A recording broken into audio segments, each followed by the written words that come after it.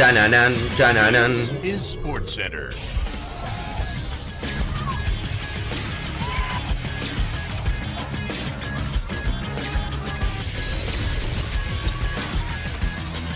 Hola gente, ¿cómo andan? Un saludo grande para todos, yo soy Sanio y les traigo un nuevo video al canal.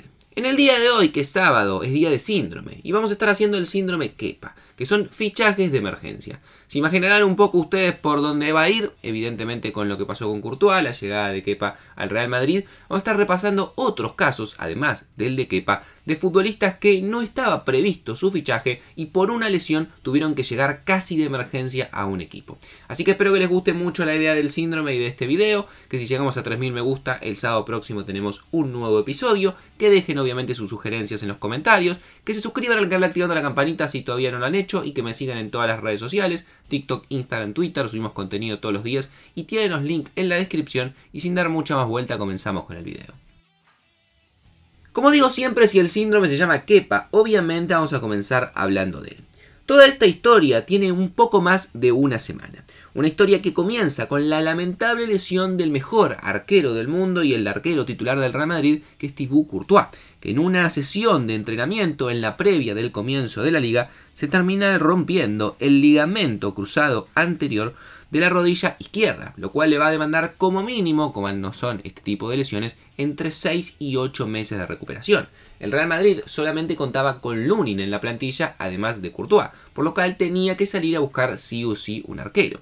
Sonaron muchos nombres, desde De Gea que estaba libre, la vuelta de Keylor Navas, la compra de Bono del Sevilla, pero finalmente el Real Madrid consiguió una opción para mí interesante porque lo consigue a préstamo, no tiene que gastar mucho dinero y es simplemente hasta que se recupere Courtois durante esta temporada, que es la opción de Kepa, un arquero español de 28 años con pasado en la selección española y hasta hace no muy poco también presente, un arquero que cuando comenzó en el Athletic de Bilbao realmente sonaba para ser uno de los grandes arqueros que íbamos a tener en los próximos años. Por algo, al día de hoy sigue siendo el arquero más caro de la historia. El Chelsea pagó más de 80 millones de euros por él. Pero también es cierto, las últimas 5 temporadas en el conjunto inglés ha alternado mucha irregularidad, titularidad, suplencia, buenos niveles, algunas dudas, lo cual obviamente lo han situado en una situación no tan favorable como creíamos que iba a ser. Hoy en día con 28 años, un arquero con experiencia, seguramente va a ser el arquero titular del Real Madrid durante varios de los encuentros que va a tener durante la temporada, teniendo en cuenta que probablemente Courtois no vuelva hasta marzo o abril, que estaría finalizando la misma. Un caso de la temporada pasada se dio en Wolverhampton, el equipo de la Premier. Un equipo que había fichado un delantero que parecía muy interesante para el comienzo de la temporada, que era el austríaco Sasa Kalajdzic, un delantero que llegaba desde el Stuttgart a cambio de 18 millones de euros. Venía unas buenas temporadas en el fútbol alemán y prometía ser el delantero titular que iba a tener el equipo. Sin embargo, en su debut se rompió el ligamento cruzado de la rodilla frente al Southampton, lo cual obviamente lo terminó marginando toda esa temporada. Además, el delantero que tenía con titularidad antes de él, y que en ese momento probablemente iba a ser el delantero suplente que iba a pelear justamente con el austríaco, era el mexicano Raúl Jiménez, que también se encontraba recuperándose de una lesión. Ante esta situación, Wolverhampton, que ya había desembolsado bastante dinero, tuvo que salir al mercado y la opción que encontró para poder reemplazarlo fue un jugador con mucha trayectoria como es el brasileño nacionalizado español Diego Costa. El jugador, que venía de 9 meses de inactividad, su último paso había sido por Atlético Mineiro en diciembre del año 2021, terminó fichando en condición de libre y jugó toda la temporada. La verdad que sus números no fueron muy buenos, jugó 25 partidos y solamente marcó un gol, y una vez finalizada la temporada no le renovaron el contrato y se terminó marchando a Botafogo. En el Barcelona también tuvimos hace un par de temporadas un caso paradigmático inclusive, y ahora van a entender por qué. En la temporada 2020, más precisamente entre enero y febrero, al Barcelona se le lesionan por muchos meses 2 delanteros titulares que tenía el equipo. Primero fue la lesión de Luis Suárez, el uruguayo que por una lesión de menisco tuvo que operarse y estuvo 5 meses sin poder jugar. Y ya en febrero, lamentablemente Dembélé tuvo una lesión importante en el bíceps femoral, se le rompe el tendón, lo cual le iba a demandar 6 meses de recuperación. en febrero, cuando se lesiona Dembélé, el mercado de fichajes no estaba abierto. Sin embargo, en ese momento en España existía una excepción que permitía a los equipos que tenían jugadores con lesiones muy prolongadas poder incorporar fuera de la ventana de fichajes. Y es lo que hizo el Barcelona para el 20 de febrero de ese año, comprar a Martin Braithwaite, que venía de tener una buena primera mitad de temporada con el Leganés, había jugado 24 partidos, había marcado 6 goles y pagaron la cláusula de 18 millones de euros. Jugador costoso, la verdad, pero la Barcelona no tenía muchas opciones para incorporar en ese momento. La verdad es que no fue, la verdad, la mejor incorporación, pero tampoco fue un desastre. Estuvo 2 temporadas, jugó 58 partidos y marcó 10 goles. Pero lo interesante del caso del danés es que a partir de este caso, la Liga Española volvió a dejar sin vigencia esta norma, prohibió esta posibilidad, y los equipos al día de hoy, si tienen una lesión importante, no pueden incorporar jugadores durante la competencia si el mercado de fichajes ya se encuentra cerrado. También la temporada pasada tuvimos un caso bastante particular.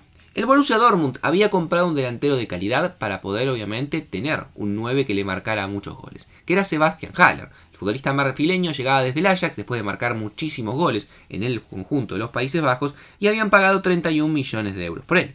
Sin embargo, a las pocas semanas de haber fichado por él, sin siquiera llegar a debutar, le descubren un cáncer testicular, lo cual obviamente por todo el tratamiento le demandó casi media temporada de recuperación.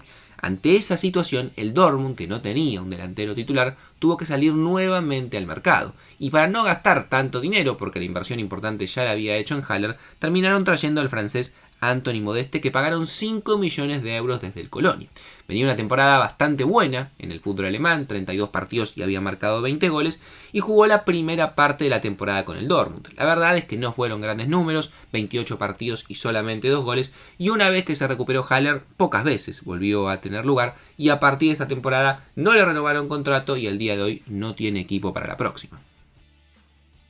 A principios de la temporada pasada también, Georginio Wijnaldum se había convertido en nuevo refuerzo de la Roma de Mourinho. Un refuerzo que ilusionaba y mucho sin tanto lugar en el Paris Saint-Germain. El conjunto parisino se lo prestaba a la Roma durante una temporada. Un jugador que parecía muy recuperable de lo que había sido su versión, por ejemplo, en Liverpool, y un futbolista que ilusionaba que podía llegar a ser importante en el conjunto italiano. Sin embargo, después de debutar y jugar 12 minutos frente al Salernitana, en la que fue la sesión de entrenamiento siguientes, en un choque termina siendo lesionado y cuando le realizan los estudios descubren que se había fracturado la tibia derecha. A raíz de esto estuvo 6 meses sin poder jugar, por lo cual la Roma tuvo que salir al mercado a buscar un nuevo volante y se terminó inclinando por Mady Camara, futbolista del Olympiacos, nacido en Guinea, por el cual pagaron 1,5 millones de euros por el préstamo de una temporada. La verdad que Camara mucho no jugó, tuvo 21 partidos en los cuales en casi todo fue suplente e ingresó un puñado de minutos y finalizada la temporada finalmente terminó volviendo al Olympiacos. Wijnaldum por su parte, finalizada la temporada, terminó volviendo al Paris Saint-Germain y no lo pudieron aprovechar como hubiesen querido. En septiembre del año 2022 se dio un caso particular con los arqueros del Everton. En ese momento, y como hace muchas temporadas, el titular era Jordan Pickford, que tuvo una lesión la cual lo terminó marginando un par de semanas, no mucho más de 3 o 4 partidos del equipo. El problema es que el tercer arquero que tenía el equipo, Andy Lonergan, se había roto la rodilla, uno de los ligamentos de su rodilla, por lo cual no iba a poder jugar por el resto de la temporada. Con la lesión de Pickford de esas semanas, el equipo no iba a tener arquero suplente, porque el único que quedaba era Begovic, que iba a ser titular. Por lo cual, para solamente 1 o 2 partidos, se fichó un arquero suizo de experiencia en el fútbol de la Premier, que fue Edin Jakubovic, que venía, por ejemplo, de las últimas 5 temporadas, ser suplente en el Leicester, donde en 5 años había atajado solamente 4 partidos. Para que se hagan una idea lo fugaz que fue el paso de Jakubovic por el Everton, solamente fue al banco suplente frente al West Ham. Una vez que Pickford se recuperó, nunca más volvió ni siquiera a ser citado, porque Pickford era el titular y Begovic el suplente. En enero de ese año, ya obviamente, o en enero del año siguiente, mejor dicho, ya con los 2 arqueros consolidados y él sin lugar, se terminó marchando al fútbol de la MLS.